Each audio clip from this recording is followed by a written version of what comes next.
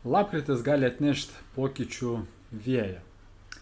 Marso ir Racho įtaka gali sukelti tiek sukrėtimus, tiek atsinaujinimą.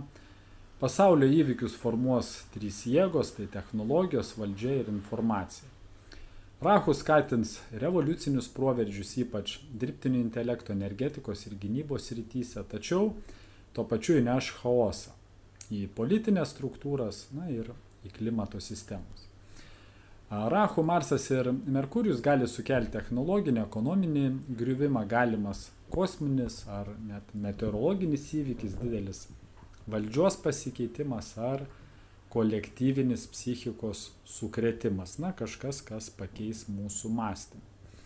Ir lapkričio viduryje dėl nepalankios Merkurijaus ir Marso padėties gali kilti techninių klaidų ar netikėtų krizių. Tai būtent žmonės dažniau reaguos iš emocijų, ne iš racionalumo.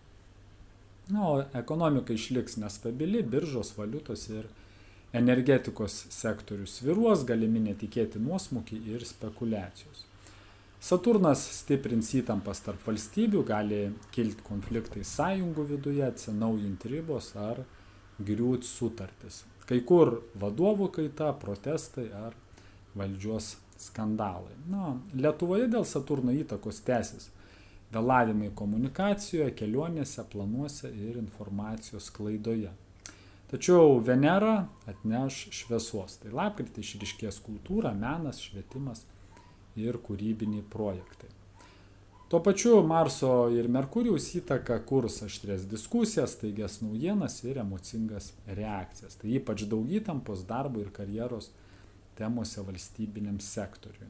Ir ko pasisaugo, tai venkite impulsyvių sprendimų, ypač kalbant ar pasirašant svarbius dokumentus. Merkurijaus atgalinis judėjimas gali iškreipti informaciją, sukelti nesusipratimų.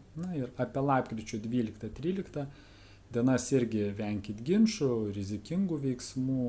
Marso įtaka gali padidinti konfliktų, techninių klaidų ir nelaimingų atsitikimų riziką. Ir lapkričio 20 dieną silpna Merkurijaus padėtis skatins ego susidūrimus, tai geriau rinktis tylą nei bandyti rodyti savo tiesą. Lapkričio 24 dieną gali kilti įtampa santykiuose ir finansuose, tad irgi nepriimkit svarbių sprendimų dėl pinigų ar meilės. Ir šį mėnesį lėtinkit tempą, stebėkit, bet neskubėkit veikti, energiją skirkit vidiniam tobulėjimui, dvasiniams praktikoms ir kūrybai, tai padės išlaikyti aiškumą tarp išorinio chaoso. Horoskopas savo zodiako ženklui, kaip visada rasite komentaruose, paspaudę